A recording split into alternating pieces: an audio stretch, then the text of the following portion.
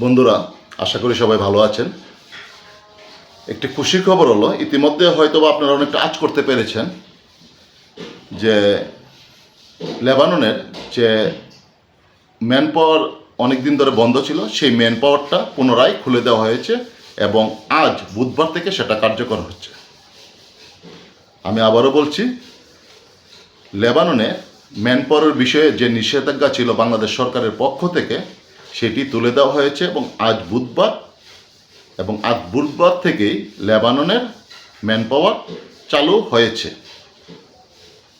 আশা করি যে সকল বাংলাদেশিরা ইতিমধ্যে লেবাননের ভিসা হাতে পেয়ে অপেক্ষা করছিল লেবাননে যাওয়ার জন্য, তারা এখন কোনো ধরনের ঝামেলা ছাড়াই তারা লেবাননে প্রবেশ করতে পারবে।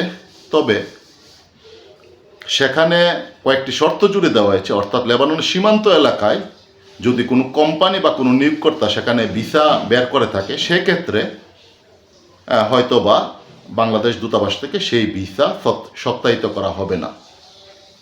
এবং এই ম্যান পাওয়ার খোলার বিষয়টি ইতিমধ্যে বাংলাদেশ দূতাবাস থেকে নিশ্চিত করা হয়েছে। একটু আগেই শ্রদ্ধেয় আনোয়ার স্যারের সাথে কথা হয়েছে এবং উনি এই বিষয়টি নিশ্চিত করেছেন। এবং এই ম্যান পাওয়ার খোলার বিষয়ে আমি প্রথমেই ধন্যবাদ দিতে চাই বাংলাদেশ দূতাবাসকে এবং বাংলাদেশ কমিউনিটিকে, যারা এই ম্যান পাওয়ার খোলার বিষয়ে তারা বিভিন্নভাবে চেষ্টা করেছিলেন। তবে আমি আন্তরিকভাবে ধন্যবাদ জানাই বাংলাদেশ দূতাবাসের charge the affairs Mohammad Anwar Hossain sir, যিনি এই ম্যান পাওয়ার খোলা দেওয়ার জন্য বাংলাদেশের সংশ্লিষ্ট মন্ত্রণালয়কে বারবার অনুরোধ করেছেন এবং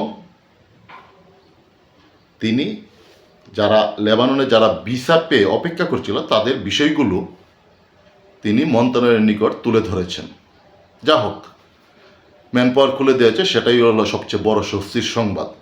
এখানে আমি আরেকটি বিষয় উল্লেখ করতে চাই যে লেবাননের ভিসাগুলো বাংলাদেশে একমাত্র প্রসেসিং করে থাকে মধু ট্রাভেলস, এবং এই মধু ট্রাভেলসের মাধ্যমেই বাংলাদেশ থেকে লেবাননে বাংলাদেশিরা প্রবেশ করে থাকে। তবে লেবাননে যাওয়ার পর অনেক প্রবাসী বাংলাদেশি এই মধু ট্রাভেল সম্বন্ধে বিভিন্ন ধরনের তারা অভিযোগ করে থাকে এবং এই বিষয়ে এই অভিযোগগুলো সম্বন্ধে বাংলাদেশ দূতাবাসও অবগত আছে। আমি গত সোমবার যখন মধু ট্রাভেলসে যাই মানববন্ধনে নিউজ করার জন্য, সেখানে মধু ট্রাভেলসের ভিতর গিয়ে দেখি প্রায় 2000 পাসপোর্ট তাদের টেবিলের উপর জমা রয়েছে এবং সবগুলি লেবাননের যাওয়ার অপেক্ষায় আছে।